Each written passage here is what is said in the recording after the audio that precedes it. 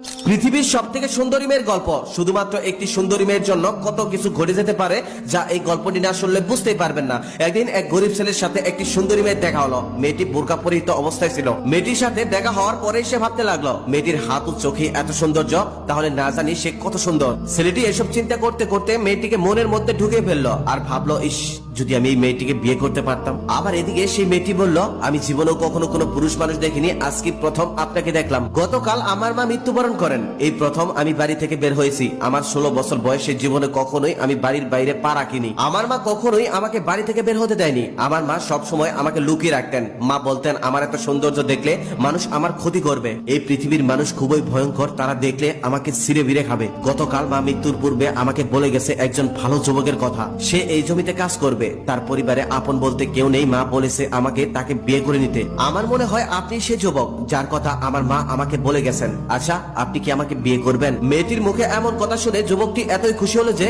সে আবার জিজ্ঞেস করলো, আচ্ছা, আপনি কি সত্যি আমাকে বিয়ে করতে চান? মেয়েটি তখন বলল, আমি মিথ্যা কথা বলি না, কারণ আমি কখনোই মানুষের সাথে ওঠা বসা করিনি। আমি শুধু মায়ের সাথে ওঠা বসা করেছি। আমার মা কখনোই আমাকে মিথ্যা শেখায়নি। তারপর খুবই পর্দা অবস্থায় মেয়েটি ও ছেলেটির বিবাহ হলো। বিয়ের দিনও খুবই পর্দার অবস্থায়, পর্দার আড়ালে তাদের বিয়ে হলো। বিয়ের দিনেও কন্যাকে কেউ দেখতে পারেননি, কারণ চারদিক কালো কাপড় দিয়ে ঢেকে রাখা হয়েছিল। যেমনটা ওই মেয়ে বলেছিল, কেউ কখনো ভাবতেও পারেনি ওই সাধারণ ছেলেটি এত সুন্দর একটা মেয়েকে বিয়ে করবে। কেউ কখনো কল্পনাও করতে পারেনি। ছেলেটি বাসর রাতে ঘরে ঢুকতে দেখলেন তার চাঁদ মাখানো নতুন স্ত্রী ঘোমটা দিয়ে বসে আছে। সেদিন রাতে ওই যুবকটি একটুও ঘুমাতে পারেনি। সারা রাত তার স্ত্রীর চাঁদ মাখানো মুখ দেখে রাত কাটিয়ে দিছে। পৃথিবীতে এত সুন্দর মেয়ে আর দ্বিতীয়টি নেই, তার এমনটাই মনে হয়েছিল।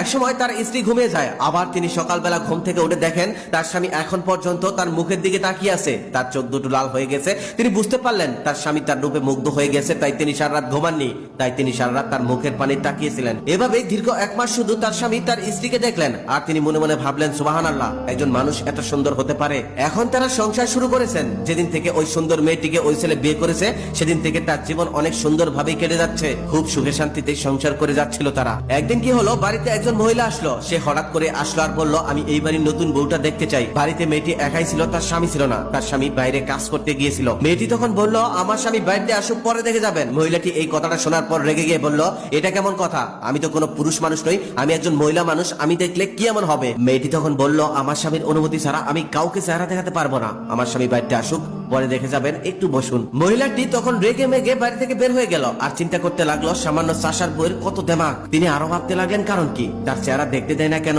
এখানে কি কোনো রহস্য আছে? সেই যুবকটি আবার জমিতে কাজ করছিল। মহিলাটি সেই যুবকের কাছে গিয়ে বলল, তোমার স্ত্রীকে দেখে আসলাম, তুমি তো পৃথিবী